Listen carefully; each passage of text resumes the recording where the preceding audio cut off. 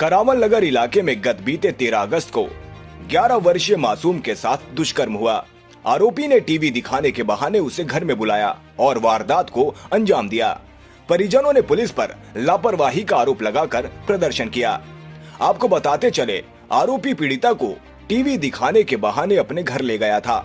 वारदात को अंजाम देने के बाद आरोपी ने किसी को कुछ भी बताने पर जान से मारने की धमकी दी।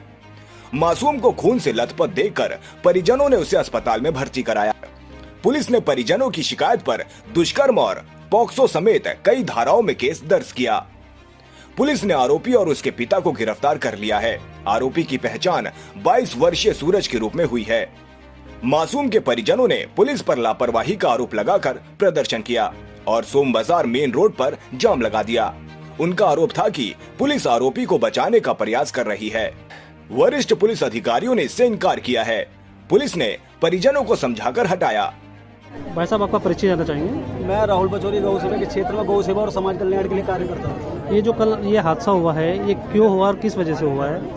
भाई, ये जो बच्ची थी 9 साल की बच्ची हमारी, जो यहीं मकान मालिक के किराए पे रहती थी। सूरज नाम का व्यक्ति है जिसके मकान में किराए पे रहती थी। बच्ची के माँ बाप सब्जी लेने के लिए निकले हुए थे। 13 अगस्त रात की बात है। तो जो सूरज नाम का व्यक्ति है वो इनके कमरे में जाता है और बच्ची के साथ गलत हरकत करने के बाद जो खून से सने हुए कपड़े थे उन्हें धो के डाल देता है। तो जाके किसी पे शक ना हो। जब परिवार बाजार से आता है, जब उन्हें पता लगता है कि बच्ची की ब्लीडिंग वगैरह हो रही थी, तो उन्होंने सोचा कि शायद ये मंथली प्रॉब्लम से भी हो सकती हैं। लेकिन जब जो ब्लीडिंग रुकी नहीं हुई, जब उसे लेके गए तो बच्ची ने घबरा के बताया कि मकान मालिक के लड़के ने उसके साथ कुछ गलत किया है। मामला कहीं ना कहीं देखा जाए, जो मकान मालिक था उनके द्वारा लगातार दबाया गया। उन्हें पैसों का लालच। मकान मालिक का नाम और जो वहाँ उनका बेटा था उसका क्या नाम? बेटे का नाम सूरज है, मकान मालिक का तो मुझे पता नहीं, लेकिन बेटे का नाम करतार नाम है मकान मालिक का। और इसी गली में बताते हैं इनके 3 मकान हैं। इन्होंने लड़की पक्ष को कहीं ना कहीं एक लालच दिया कि आप हमेशा हमारे यहाँ रहते रहना, किसी प्रकार का कोई किराया मत देना, हम तुम्हें 8-10 लाख रुपए अलग से और दे देंगे। लेकिन जो हमारे बच्ची के चाचा थे उन्होंने इसका विरोध किया और कहीं ना कहीं इसमें हमने कंप्लेंट करवाई। लेकिन सबसे अजीब विडम्बना यहाँ ये कि बच्चे से 13 तारीख को रेप होता है। हमारा देश यहाँ स्वतंत्रता दिवस बना रहा होता है, लेकिन क्षेत्र में इतनी बड़ी बात हो जाती है। ना तो क्षेत्र का कोई जनप्रतिनिधि, ना क्षेत्र के थाने का SHO इस पर किसी भी प्रकार की कोई कार्रवाई नहीं करते हैं। लोग क्या करते हैं, प्रधानमंत्री जी की रैलियों में जाने में व्यस्त रहते हैं। मैंने खुद अपने सोशल मीडिया हैंडल से इस बारे में सूचना 14 तारीख को ही डाल दी थी और धीरे धीरे वो वीडियो भी वायरल हुआ। फिर जब इसमें आगे की कार्रवाई होती है तो इनका परिवार वाले उस लड़के को ही घर से फरार कर देते हैं। फरार करने के बाद जो कि इसका जीजा जो है, बच्चे का सूरज नाम का जो लड़का है रेपिस्ट, उसका जीजा है, वो अपने आप को एडवोकेट कहता है। वो लगातार इसे किसी ना किसी तरीके से फरार करके रखता है घर से। और सबसे अजीब विडम्बना ये यहाँ पे कि उस लड़के को मेंटल तक के सर्टिफिकेट उसके बनवा दिए जाते हैं एक दिन में, पैसे के बल पर। एक परिवार जो किराए पे रह रहा है वो गरीब की बच्ची है, इसलिए उसकी आवाज उठाई नहीं जाती है। दूसरी तरफ कानून को अपने पैरों की नोक पर रखकर वो व्यक्ति बार बार कानूनों को तोड़ते हैं, कानून को खरीदने की कोशिश करते हैं। पुलिस प्रशासन के द्वारा ये देख लीजिए कि बताया जैसा भाई ने कि बच्ची को जब बयानों के लिए ले जाया जाता है तो मैडम उसे घर तक नहीं छोड़ने आती। जिस बच्ची का रेप हुआ हो उसकी जान को खतरा नहीं होता क्या? अगर मान के चलो इनका परिवार का कोई व्यक्ति उस बच्ची को जान से खत्म कर दे ऑन रोड, उसकी जिम्मेदारी किसकी है? प्रशासन की। अगर प्रशासन अपना कार्रवाई नहीं कर रहा है पूर्ण तरीके से तो प्रशासन को घर बैठा दीजिए। अब प्रशासन से क्या अपील करते हैं? भाई, प्रशासन से हमारी सीधी एक अपील है कि कहीं ना कहीं फास्ट कोर्ट के तहत बच्ची नाबालिग है, नाबालिग केस में पॉक्सो एक्ट लगती है। जल्द से जल्द इस पर कार्रवाई हो, दोषी को जेल पहुंचा दिया जाए। जो उस पर मुकदमे कानून लगते हैं, आजीवन कारावास उस पर होना चाहिए। लेकिन इनका कहना है कि 90 दिन लगेंगे लगभग चार्जशीट को तैयार होने में।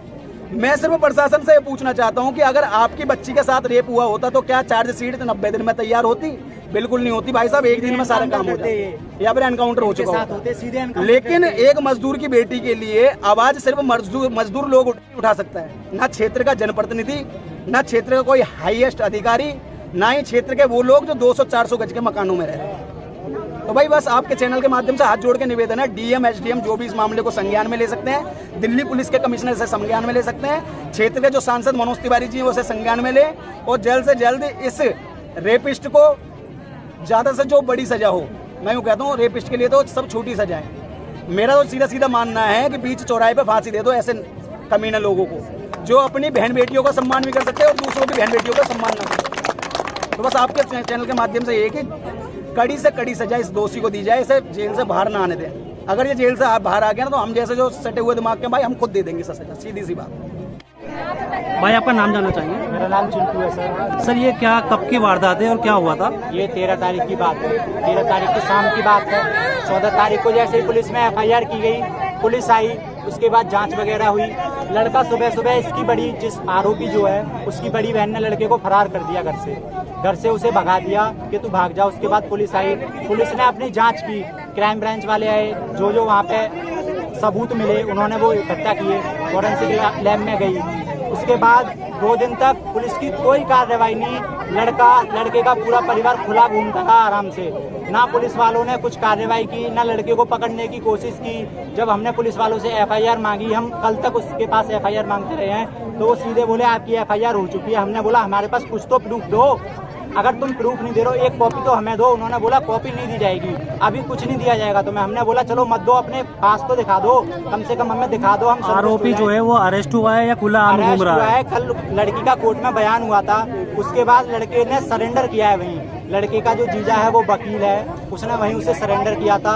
रिमांड उसकी कुछ नहीं हुई है, 2 दिन तक लापता उन्होंने रखा था और कोर्ट में आके उन्होंने पेश किया था। जब लड़की का बयान हो गया था उसके बाद वहाँ से वो पुलिस कस्टडी में हुआ। और जब पुलिस वाले उसे ले जा रहे थे, कोई हथकड़ी नहीं, कोई भी नहीं, मतलब उन्होंने केस को ऐसे लिया जैसे बहुत नाजुक केस है, कुछ है ही नहीं। पुलिस वाले उसके साथ ऐसे गए थे जैसे किसी दोस्त के साथ जाते हैं या किसी अपनी गर्लफ्रेंड के साथ जाते हैं ना, ऐसे ले गए थे। उसका हाथ भी नहीं पकड़ा। पुलिस की गाड़ी के जाने के बाद कांस्टेबल ले गया था उसे पकड़ के, आधे घंटे तक बात करता रहा, उसे टच भी नहीं किया। इतना यहाँ तक और यहाँ तक गैप था उन दोनों के बीच। ऐसे बात कर रहे थे जैसे ये दोस्त आपस में बात कर रहे हो, कोई कहीं से अवार्ड मिला ऐसे किसी सम्मानित होके आया है। ये बिल्कुल भी कोई कार्रवाई नहीं है, बिल्कुल भी कोई। उसके बाद बच्ची को वहाँ से भेजा गया दिलशाद गार्डन के पास, GTB हॉस्पिटल के पास, संस्कार हॉस्पिटल है, उसमें एक बच्ची का छोटा बयान होना था। नेहा मैडम आयो हैं जिनके अंडर में हमारा केस चल रहा है, उनके साथ वो बच्ची आई हॉस्पिटल तक। 4:30-5 का समय रहा होगा जब तक हॉस्पिटल बंद हो चुका था। उसके बाद नेहा मैडम ने उस बच्ची को वहीं उतारा। बच्ची के पेरेंट्स आए थे, बच्ची थी उनके साथ, तो बच्ची को वहीं उतार दिया कि तुम इसे घर ले जाओ। मैं ये पूछना चाहता हूँ मैडम की ये रिस्पॉन्सिबिलिटी नहीं थी कि उसे घर तक छोड़ दें हम? रास्ते में वो ऑटो करके किराए से अपने घर तक आए हैं, रास्ते में कुछ बात हो जाती, दूसरा पक्ष लेके पहुंच जाता, वहाँ बंदे लगा देता, कुछ भी बात होती, उसका जिम्मेदार कौन होता? मैडम की इतनी जिम्मेदारी नहीं थी। करावल नगर थाने की है मैडम, यहीं होके निकलेंगी या चौक पे होके निकलेंगी तो उसे यहाँ तक छोड़ नहीं सकते थे, उनकी जिम्मेदारी नहीं थी। कल को कुछ बात हो जाती बच्ची को, बच्ची इतनी डरी हुई थी, इतनी गंभीर हालत में हुई थी, उसे वहीं की वहीं छोड़ के सीधे अपनी कार लेके निकल गई। वो तो उसके पेरेंट्स से पूछो कैसे कैसे उन्होंने ऑटो किया, कैसे कैसे घर तक लाए उसे।